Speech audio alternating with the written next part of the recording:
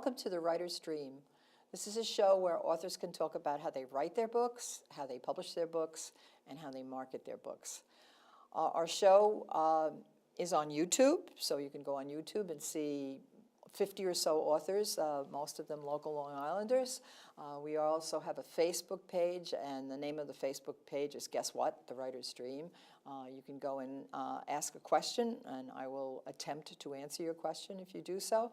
The show airs out here at LTV, where we're recording the show, and it also airs all over Long Island on Cablevision Channel 20. You would just have to look at your program guide because there are 3 different places where the show is broadcast from, and there are different times in different places. So my guest today is Geoff Gehman, and Geoff Gehman is the author of The Kingdom of the Kid, Growing Up in the Long-Lost Hamptons. He is also a journalist, has been a lifetime journalist, and I'm excited to hear about this book because I love the Hamptons too, even though I didn't live there. So welcome, Geoff. Thank you, Linda. Good to be back in Wainscott. Good to be on your show. So tell me about your crazy-ass memoir. Those are your words, not mine. Oh, crazy-ass memoir. Very few books have as stars the Baseball Hall of Famer Carl Yastrzemski, who grew up in Bridgehampton, and the literary. Did he really? He did. Yes, he lived on School Street, just around the corner from the Candy Kitchen. And not only Yaz, his nickname was Yaz, I remember that. The Literary Hall of Famer Truman Capote, who summered on Daniels Lane in Sagaponack, he's also a star of the book. So I call them my rare double play combination. But tell me about the book. How, where did you start? Where did you end up? What did you tell us about in the book? Well, yeah, I dreamed it up 22 years ago. My father was living in Hampton Bays at the time, and he had had a stroke. And it was pretty apparent that he had to have some supervision. So I moved him back to my place in Bethlehem. But before that, just before moving him, I went to a movie in Southampton, a terrible Robert Redford film called Havana. And I was thinking that I wouldn't be back on the South Fork for a while because he was gone. I started thinking during the movie about all the places in my youth, from the late 60s to the early 70s, that played a major influence on my life. Austin Clark's Long Island Automotive Museum in Southampton. I remember that. A great, a candy store of vintage vehicles. The Penny Candy Shop in Watermill, which was everybody's favorite pit stop. The Hamptons Drive-In in Bridgehampton, where I've learned to like bad movies, where bad movies were good in the summer. The Bridgehampton Race Circuit, which was a fabled racetrack, a wicked racetrack with wicked turns and dunes blocking them. Every single great racer back then would come. Dan Hall, Peter Revson, Mario Andretti. These are all great places for a kid to just let his or her imagination run wild. But it was in Wainscott, where we lived, on Whitney Lane from 67 to 72, that I had most of my influences, major influences. There was a fellow who lived on Foxcroft Lane, just across the road from us, named Jake Murray. He was an advertising copywriter, a journalist, and a novelist. And he had a kind of a studio cabana where everybody had free reign. You could sit on his porch and drink Pepsis from a bottle, read Playboys, which nobody allowed us back then. No. His place was like a hedonist haven. You could curse your parents, you could curse him, you could talk about anything. Jake was my first writing coach, gave me great rules about writing. He was also my first sex coach. So how many folks combined those qualities? One of the reasons I had to write this book was to pay tribute to folks like Jake, who made my childhood special and really shaped my life in a very positive way. So you lived here year-round. You weren't a summer visitor. We began as summer visitors. Did you? My dad, Larry, my mom, Pat, Meg, my sister, myself. In this house on Whitney Lane, my parents built for $21,000 with land. I'm told that would go for $2 million today, so things have changed. We summered out here, and then in '71, we lived here full time. I went to school at East Hampton Middle School on Newtown Lane. My sister Meg went to the one-room schoolhouse in Waynscott in 4th grade. So what was it like to go to school out here? It was very different from going to school in New Rochelle, New York, and Westchester, where we also had a place. It was very small classes. I played football, I played baseball. I had run at the beach. I loved the beach, especially Beach Lane Beach in Waynscott. So to have full year-round access to that was lovely. My sister Meg had a much different experience in the one-room schoolhouse. There were about 12 kids in 4 grades there, and it was quite the pioneer spirit back then.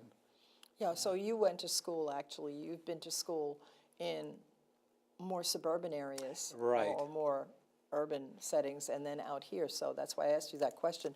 Having been a teacher for many years, I was just really wondering, how it was different. Well, I have to tell you, I love teachers. They're in my top 3 of most important professions: teacher, nurse, and farmer. And it depends on whom I'm talking. I rank it. With you, it's teachers first. That's funny. That's funny. So I'm going to read a passage from your book. Very good. About the beach, because the beach is my favorite place. And then I have some questions to ask you about the writing. And it says, the beach. 3 things from my past are always present. 1 is pitching a baseball, which I did for 12 years and stopped too soon. Another is singing with my father, who was my first pitching coach and who died too soon. The last is exploring the 1,000 or so steps from Beach Lane Beach to Georgica Pond, the first stretch of sand that taught me about beauty, cruelty, and humility. My day at Beach Lane Beach typically began with a barrel roll down the dunes. In the old days, it was a dramatic entrance for the benefit of friends and strangers. These days, it's outlawed as a threat to the piping plover and the least tern, both endangered birds. After shaking sand from my swim trunks and shaking wits back into my head, I trudged across the ocean desert, building my calves 12 ways. And for those people who don't understand building 12 ways, that's a Wonder Bread commercial. That's right. There was a bread that they sold back in the day called Wonder Bread, which built your body 12 ways. If the sand was scalding, as it usually was in the middle of summer, I hopped, scooted, and Indian rain danced, never caring how foolish I looked. No matter what the temperature, I dodged jagged tabs ripped from cans of beer and soda. There was no way in hell I was going to end a day at the beach before it started with a bloody foot and a trip to the emergency room. The next step was setting up camp, sometimes with weekend guests, more often with the Kaufmans or Whitney Lane neighbors. After flinging down my towel and flip-flops, I dashed to the sea to join a brigade of body surfers. When I rode the waves right, I felt like a greased rocket. When the waves rode me wrong, I felt like a rag doll tossed in a washing machine. Very, very, very wonderful experience for children. So what was your real challenge as a writer? By the way, I enjoy your writing. One can tell Thank that you very much. You're a professional writer. What was the greatest challenge in writing this book? Oh, let's see here. Getting the tone right, getting the memories right. Let's see. Bringing these people to life. Jake Murray, whom I just mentioned, was a kind of a mystery figure, manic depressive and alcoholic. Sometimes he was in focus and sometimes he was out of focus. So I had to go to a lot of folks, his children from his first marriage, his stepchildren, former neighbors, my own memories, and bringing those together in a mosaic to bring him to life. And not to make him, in many ways he was a tragic character, but in many ways he was a magnetic character. And I really wanted to bring that out to people who remember him just as a tragic character. Another tough thing, I began the book because I knew that these people and places out here from the late 60s, early 70s were important. I needed to find out why they were important. Important to you Important or just to me, yeah.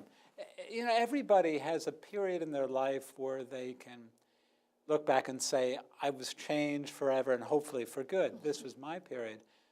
During the course of the book, there was a house that still stands on Town Line Road in Wainscott, around the corner from Daniels Lane. I watched it being built in the summer of 1969. It was designed by a well-known architect named Norman Jaffe for a filmmaker, a photographer named Harold Becker, who went on to directed Taps and Sea of Love, other famous films. From Town Line Road, it was just a stone shell with a slanting saltbox roof, a long stone wall. What the hell was going on here? I was fascinated. I fell in love with it. It was the first house I really fell for. During the course of the book, I realized that house made me an architecture nut. I fell in love with all sorts of buildings out here. Cottages built by whalers in Sag Harbor, and salt boxes, and crazy modern buildings, and then realized that it led back to a house that I loved in New Rochelle, where I also grew up. So it was that attraction.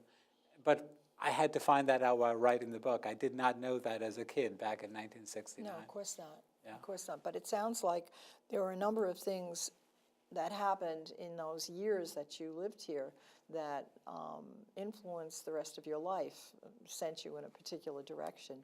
And I think place is very important, because I harken back to my own childhood, and there are certain things that I will remember from my childhood that I know influenced me to go in the direction that I wanted to. So this gentleman whose porch you read Playboys on, was he the person who really sent you into writing? I think so, Jake Murray, yes.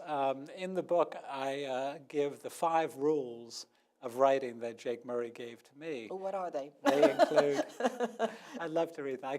The last one I can't quote verbatim because it's a curse. So. Oh, yeah. Well. But, it begins with a very Hemingway-esque, write what you know best, write what you want to read most, whatever you write, make it matter. Make it matter not only to you, but other people.